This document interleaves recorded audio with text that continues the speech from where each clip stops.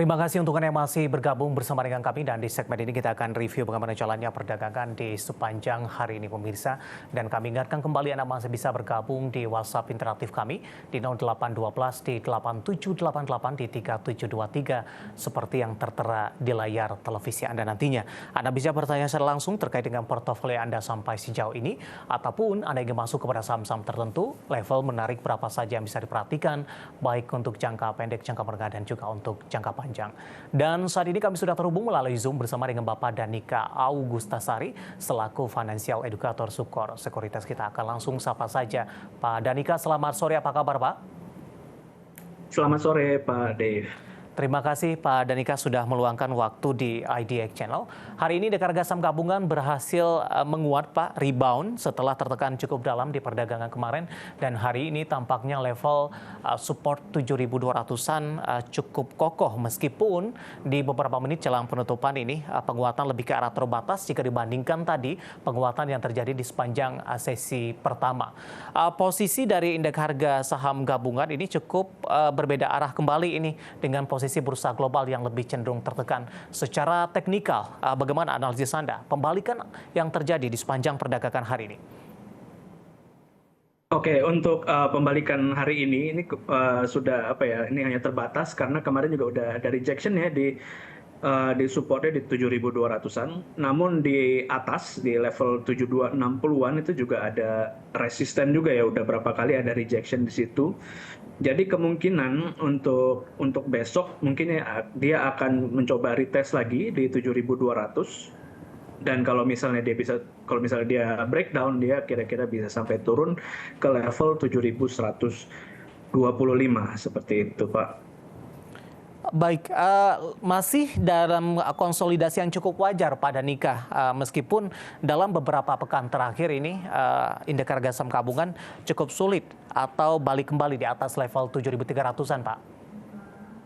Iya, masih wajar juga untuk koreksi ini kemarin dari Desember pun udah naik tinggi ya, jadi ini wajar saja.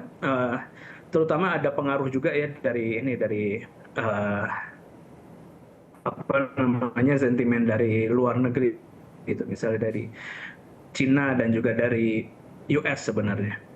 Oke, di mana data terakhir untuk posisi retail ini kembali mengalami penguatan signifikan, artinya daya beli masih tinggi, posisi inflasi masih untuk kedua persen masih akan sulit cukup tercapai dalam waktu dekat, dan potensi dari The Fed memangkas suku bunga acuan persentasenya semakin menipis.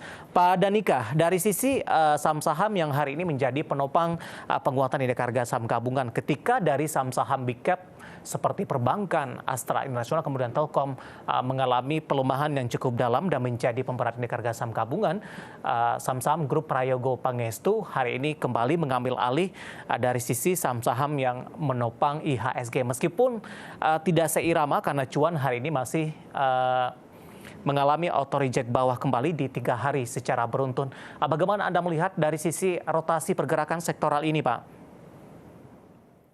Kalau dari pandangan saya ya, untuk saham-saham Pak Prayogo ini, rebound ini udah emang wajar ya, sudah diantisipasi juga sebenarnya secara teknikal, terutama misalnya ada TPIA kemarin dia udah rebound beberapa hari yang lalu ada brand juga udah ada rebound seperti itu. Jadi ini hanya emang sudah wajar aja untuk reboundnya. Jadi kemungkinan kedepannya masih ada kemungkinan untuk naik untuk saham-saham Pak Prayogo ini, sorry. Baik, kita akan coba ulas satu persatu. Yang pertama, saya mau ke BRPT terlebih dahulu, Pak Danika. Kebetulan sudah ada pertanyaan masuk di WhatsApp interaktif kami untuk BRPT. Saya akan coba cek Bapak Hanan dari Yogyakarta. Terima kasih sudah bergabung BRPT untuk pergerakan besok. Hari ini menguat di 5,71% di 1.110. Tadi sempat naik tinggi ke 1.155 ini. Untuk besok jangka pendek sekali sepertinya penguatan masih akan terus berlanjut Pak, meskipun penguatan lebih ke arah terbatas, terutama di penutupan perdagangan sesi kedua hari ini. Untuk BRPT sendiri, ini saya ada topik, kalau nanti bahas topik ini ada topik saya salah satunya adalah BRPT ya. Untuk BRPT ini sedang ada swing low. ya, dia udah berada di support banget ya di level 1000-an nih sebenarnya kemarin. Dan kemarin ada di 1010 dia rebound nih hari Senin. Dan hari ini dia ada break candle 2 hari sebelum ini, 3 hari sorry, ada break candle di atas level 1075 sebenarnya. Jadi kalau bisa close di atas itu, ini ada kemungkinan dia swing low, dia akan mau melanjutkan ke level resisten berikutnya di level 1275. Baik, bagi para investor mungkin yang nyangkut di 1312 di hold saja begitu Pak? Iya, atau kalau misalnya mau average down juga udah bisa sih seperti itu. Di level penutupan hari ini direkomendasikan tidak ketika sesi pertama dibuka esok hari? Masih ya, selama dia masih bisa stay di atas 1070 itu, ini masih kita masih anggap dia sebagai swing low seperti itu. Baik, BRPT hari ini menjadi salah satu penopang penguatan indeks harga saham gabungan dan tadi juga menjawab pertanyaan Bapak Hanan di Yogyakarta dan kebetulan menanyakan saham BRPT di WhatsApp interaktif kami. Support tadi di 1070, masih ada ruang penguatan ke 1200 dan 1300 dalam jangka pendek dan menengah untuk BRPT dan lagi-lagi keputusan investasi tetap ada di tangan pemirsa IDX Channel. Kita beralih ke saham grup Prayogo Pangestu lainnya, ke TPIA Pak yang hari ini naik tinggi. Auto reject atas sepertinya 4260, 24,93%. Didukung dari sisi volume tidak Pak untuk TPIA dengan pembalikan arah yang terjadi dalam beberapa waktu terakhir pada Nika?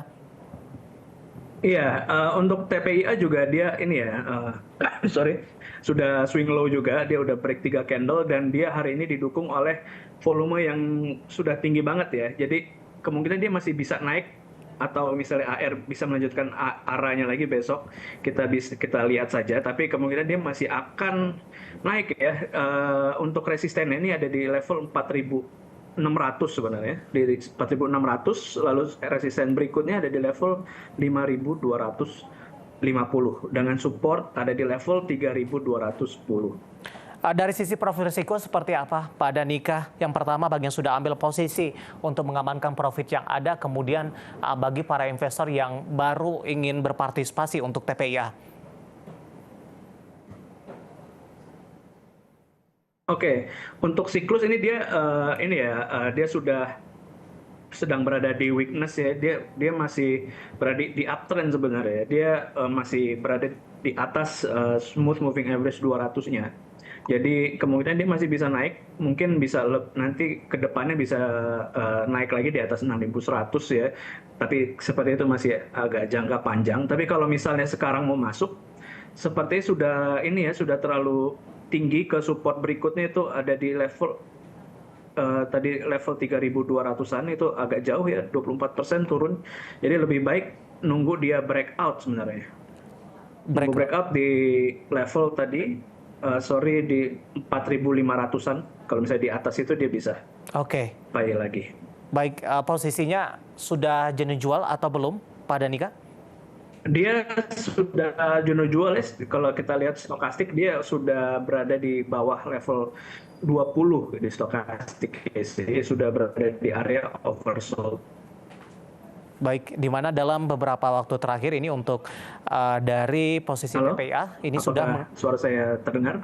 Ya, terdengar Pak Danika, walaupun tadi sempat terputus-putus, di mana saham TPIA ini sudah mengalami koreksi yang cukup dalam dan berupaya kembali untuk kembali mengalami penguatan. Nah, dari TPIA kita beralih ke saham grup Prayogo Pangestu lainnya untuk cuan Pak. Hari ini mengalami auto reject bawah untuk ketiga hari secara beruntun pasca suspensinya dicabut oleh Bursa Efek Indonesia. Analisis Anda untuk cuan dengan pelemahan dalam yang terjadi pada Nika setelah naik tinggi di level 13.400-an beberapa waktu lalu? Oke, untuk cuan ini dia sudah naik tinggi banget dia dan tanpa koreksi sepertinya udah berapa ratus %. Jadi ini wajar saja dia sudah mau ada koreksi, tapi koreksi sampai mana kira-kira saya prediksi kalau menurut analisa pakai Fibonacci itu di area 0,618 ya. Itu berada di level 8.800.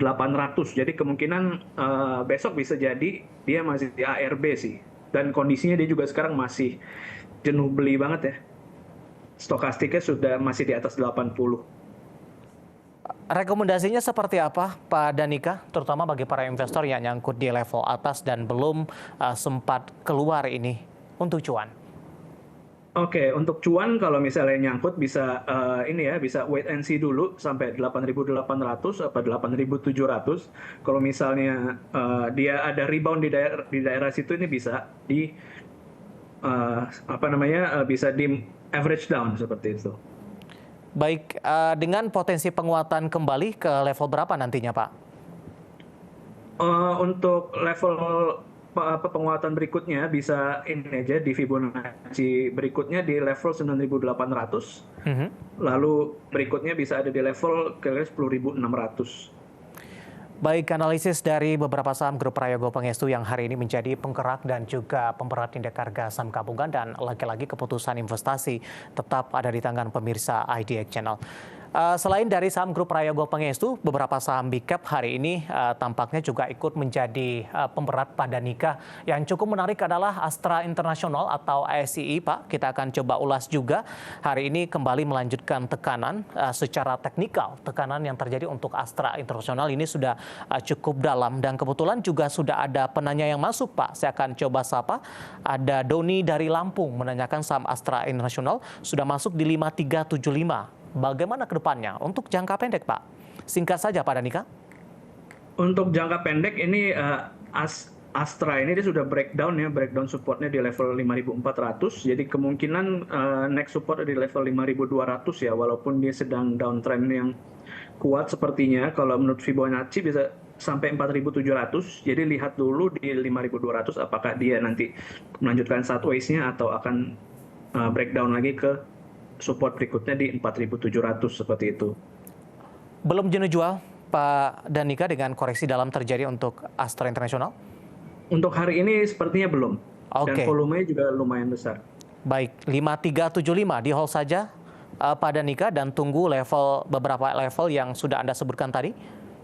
Kalau 5375 bisa di hold dulu. Kalau misalnya dia breakdown di 5.200 itu bisa cut loss dulu saja. Baik, Astra International yang hari ini ikut menjadi pemberat untuk indeks harga saham gabungan, di mana ASI sudah mengalami tekanan yang cukup dalam terkait juga dengan perkembangan fundamental dari produsen mobil global ini. Dan sekaligus tadi menjawab pertanyaan Bapak Doni dari Lampung, dan lagi-lagi keputusan investasi tetap ada di tangan pemirsa IDX Channel.